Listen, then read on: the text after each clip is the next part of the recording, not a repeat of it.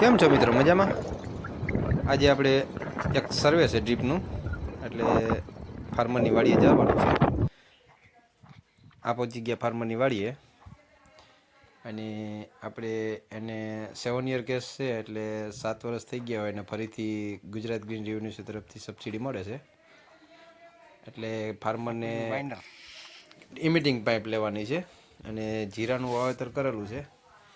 આ છે એનું જૂનું હેડ યુનિટ અને વોટર સોર્સ. કૂવો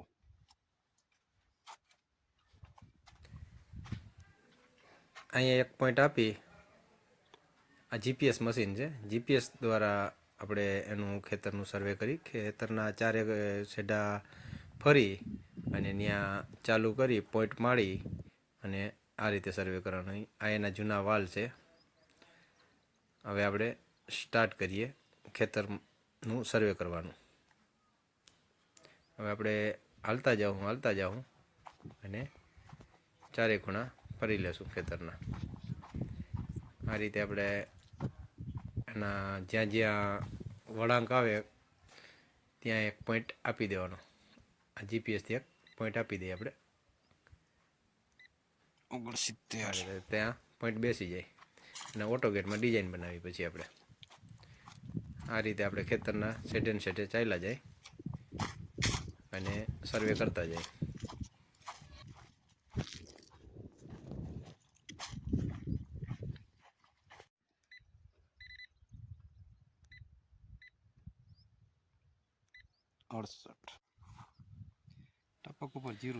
આ ઇમિટિંગ પાઇપ જીરામાં પાથરેલ છે નળિયું, અને ફાર્મરને હજી નળિયું ઘટે છે, એટલે 7 યર થઈ ગયા હોવાથી ફરીથી નળીનો એક કેસ મૂકશે ગુજરાત ગ્રીન યુનિવર્સિટી કંપનીમાં. આ જો એક પાટલામાં 3 નળિયું જવા દીધી. આ જીરાનું વાવેતર છે. એક પાટલામાં 3 નળી. જોઈ લો મિત્રો, છે ને? એટલે આ ફાર્મર ડ્રીપ ઇરિગેશન સિસ્ટમ ઉપરથી જ જીરાનું પાક લે છે. એક પાટલે 3 નળી.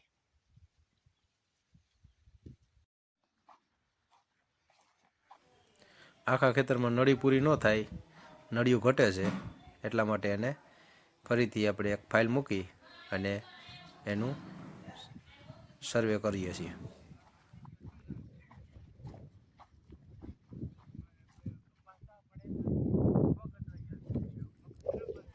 આ રીતે આપણે ડ્રીપ ઇરિગેશનનું સર્વે કરીએ છીએ. આ એના જૂના વાલ છે.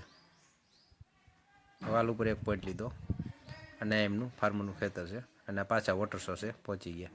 વિડીયો પસંદ આવ્યો તો લાઈક કરો, શેર કરો અને સબસ્ક્રાઈબ કરો.